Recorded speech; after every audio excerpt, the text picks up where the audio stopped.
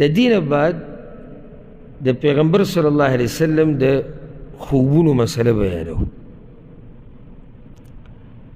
ځکه چې هغه انسان او انسان چې کله ویده شي نو د شپې ورته کله خوبونه راځي. نو پیغمبر صلی الله علیه وسلم ته به هم خوبونه راتلو، خو دا خبره یاده کوي چې شیطان په موږ باندې کله نه کله لوبه کولی شي، په موږ پورې خندلی شي چې کله موږ دا خوبونه وینو، یعنی په دې کې شیطان موږ ګډوډ کولی شي او داسې څه موږ ته راښودی شي چې په هغې د لاسه زموږ طبیعت خراب شي، زموږ هغه ګډوډ خوبونه موږ وینو. خو دا یاده کوي چې پیغمبر صلی الله علیه وسلم هغه انسان دی او ټول پیغمبران چې الله د دوی حفاظت کړی دی په هر حال کې. شیطان په پیغمبرانو باندې وس نه رسي که دا پیغمبران اودی او که دوی ویښ، که دوی اودی او که دوی ویښ. دا دی چې په ویښه کې پې د شیطان وس نه رسي او په خوب کې پې د شیطان وس رسي او ګډوډ خوبونه ورته ښیي او د دروغو خوبونه ورته ښیي. نه، د شیطان وس په پیغمبرانو باندې د خوب په حالات کې هم نه رسي او په ویښه هم نه رسي. الله رب العزت زمونږ د پیغمبر صلی الله علیه وسلم د خوب هم حفاظت کړی دی، د هغه د سترګو هم حفاظت کړی دی، د هغه د زړه هم حفاظت کړی دی، په خوب کې ولم حفاظت کړی دی، په ویښه ولم حفاظت کړی دی، په پټه ولم کړی دی، په ښکاره ولم کړی دی. الغرض په هر حال کې د هغه حفاظت کړی دی. نو دا نشي کېدی چې شیطان دی پیغمبر صلی الله علیه وسلم ته خوب وښیي یا ګډوډ خوبونه دې ورته وښیي. د انبیاو چې څومره خوبونه دي که نه، دا په دوه قسمه. یو هغه خوب دی چې هغه تعبیر ته ضرورت لري، لکه بعض خوبونه جوړي د هغې تعبیر پکاري، پای کې رموز وي، پای کې اشارات واضحه نه وي. او بعض خوبونه هغه دي چې هغه واضح وي، څنګه چې دی دقه شاني. لکه موږ چې کله خوب وینو چا خواله ورشو چې یاره ما داسې داسې خوب لیدلی چې دا به څنګه، زه به پوه نه شم، ځکه چې هغې کې رموز تا لیدلي، اشارات تې لیدلي، نو په هغې سړی نه پوهېږي چې څو پورې د هغې تعبیر هغه یو پوهه انسان نه کړي.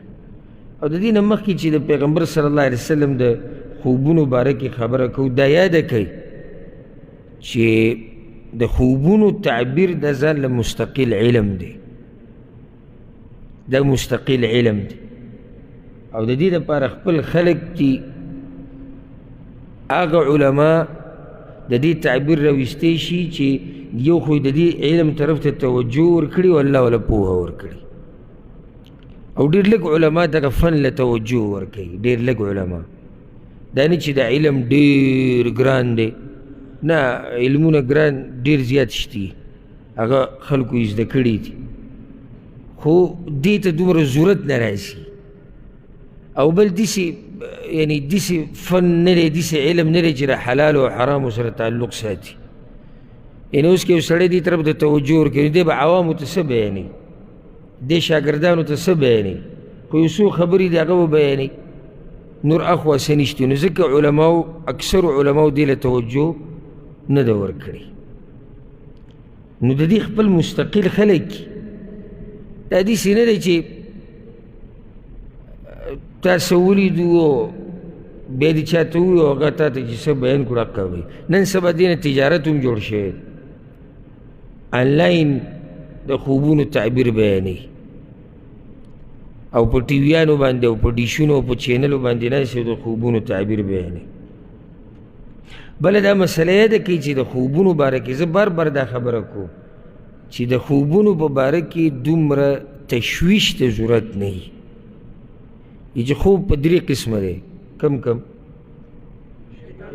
د شیطان د طرف نه، الله د طرف، او خیالات چې کم شته هغه سوچ دې کړی د څه بارې. اوس دا نه دی چې تا معمولي څه ولیدو بس ګرځه اوس چې داسې چل، یاره بس یو هغه چې دی یو ما ته پکې ونه ښکاره شو، یو داسې وشو دغه وشو. کله ناکله سړی داسې خوب ویني، کله ناکله هغه ډېر جوور خوب وي، او د سړي نه یېرېږي نه، او هغه خوب هم نه کوم چې شیطاني خوب یې هغه هسې مذاق غونته کي چې نو بیا سړی که چېرته د هغې د تعبیر معلومات وکړي نو خو څه خبره ده. اوس هر شی چې ته یې ته بیا ګرځې دې تعبیر یعنې د مانځه تپوس نشتی، بې لمانځه سړی به د عقیدې تپوس نشتی، د حلال او د حرامو تپوس نشتی، د علماو سره ناسته نشتی، خو تپوس د تعبیر کې دی سم تکړه دی. بس کله په یو ملا پسې ورځي او کله بل پسې ورځي. یاره چې موږ خوب لیدلی که تاسو یې تعبیر راوباسئ مونځ اودس وایي کوه که نه دا هغه صحیح ده، مونځ اودس سره به ګورو خو که تاسو د خوب تعبیر راوباسئ.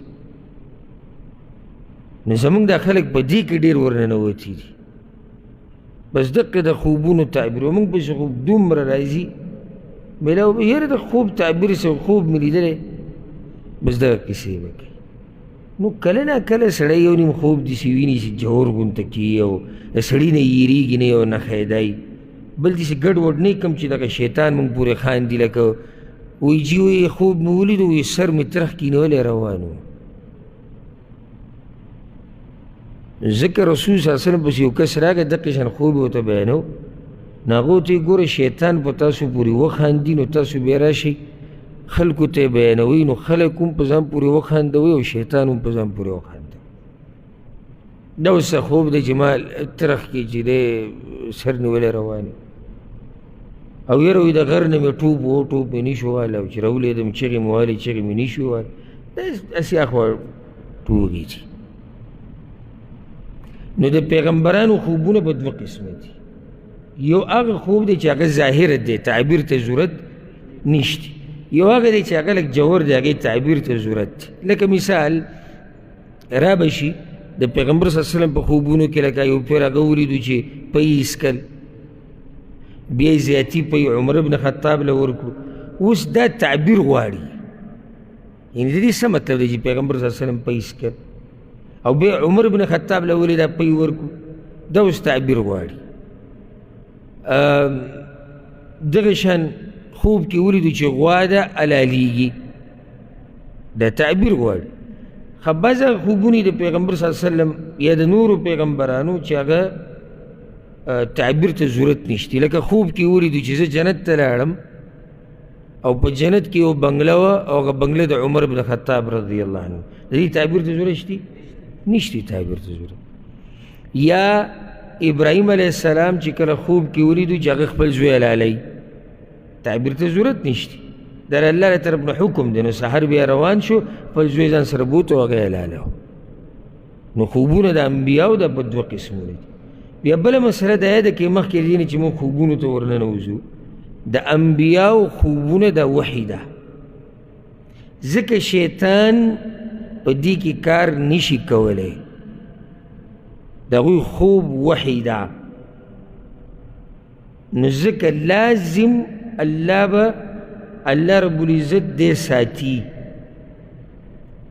ولې ځکه چې د خوب وحی ده. نو که چېرته شیطان زورور شو که بل پردیسي وشي نو بیا خو خوب ګډوډ کوي چې هغه وحی ده او دا د نه کېدو خبره ده، د نه کېدو او د نه منلو خبره ده. بیا به کېدی شي چا داسې ویلی شوی چې یاره اوس څه پته لګي د دې پلاني پیغمبر دا خوب به دا به وحي که نه دا به په شیطان ګډوډ کړی که نه دا به داسې که نه دا به داسې، بیا یعنې سړي ته به شک راتلی.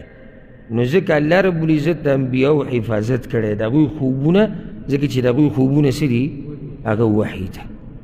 عمران بن حسین وایي دې حدیث ته غوږ کېږدی. عمران بن حسین رضی الله عنه وایي دا په صحیح بخاري صحیح مسلم کې دا حدیث وی کان النبی صلی الله علیه وسلم اذا نام لم یوقظ. پیغمبر صلی الله علیه وسلم چې به کله وده شو که نه نو چا به نه راپاسو حتی یکونه هو یستیقظ، تر دې چې هغه به خپله راپاسي، یعنې موږ کې به چا نه راپاسو. ولې؟ لأننا لا ندري ما يحدث له في نومه، ځکه چې موږ ته پته نشته چې دی په دې خوب کې څه یې نیوسلیږي، کېدای شي وحي ورته را روانې. دې لپاره مې ته دا حدیث وایي چې د انبیاو خوبونه څه دي هغه وحي ده. نو صحابه کرام ولې پیغمبر صلی الله علیه وسلم نه راپاسئ؟ کیدی شي وحی د وحی او په خوب کې ورته الله رب العزت وحی کوي. ها په دې باندې تقریبا اتفاق دی د علماو. قاضي عیاض رحمه الله په دې باندې اتفاق را نقل کړی دی په دوو خبرو چې یو د انبیاو خوبونه حقي او دویم د انبیاو خوبونه وحي ده. په دې باندې اتفاق دی. لکه ګورې یو حدیث کې دې سره ځي دې ته غوږ کېدی په صحیح بخاري کې دی. انس بن مالک رضی الله عنه روایت دی. هغه د پیغمبر صلی الله علیه وسلم مبارک وي والنبي صلی الله علیه وسلم نائمة عیناه ولا ینام قلبه. یعنی د پیغمبر صلی الله علیه وسلم به سترګې وده کېدې خو زړه به بیدار و زړه به یې نه وده کېدو. وکذلک الانبیاء او دقه شان ټول انبیا دي پخواني چې څومره انبیا او پیغمبران تیر شوي دي وایي تنام اعینهم ولا تنام قلوبهم. د هغوی سترګې به وده کېدې خو د هغوی زړونه به نه وده کېدو. اوس د هغې وجه دا واله ولې د پیغمبر صلی الله علیه وسلم سترګې وده کېږي او زړه نه وده کېږي؟ ځکه چې وحي ورته کېږي نو که زړه وده شي بیا په دې وحي نه پوهېږي. چې په دې وحي باندې پوه شي که چېرته د انبیاو لکه امام زرقاني رحمه الله وایي که چېرته د انبیاو زړونه هم داسې اوده شي لکه څنګه چې د عامو خلکو اوده کېږي كانت رؤياهم كرؤيا من سواهم. نو د دوی خوبونه هم بیا داسې شو لکه څنګه چې د عامو خلکو خوبونه دي. ځکه چې موږ چې کله اوده شو نو زموږ سترګې هم اوده کېږي او زموږ زړه هم اوده کېږي. نو موږ په دغه کیسو باندې پوهېږو نه چې را موږ په خوب کې څه یو. خو انبیاو دپاره داسې کېدی شي داسې نه شي کېدی.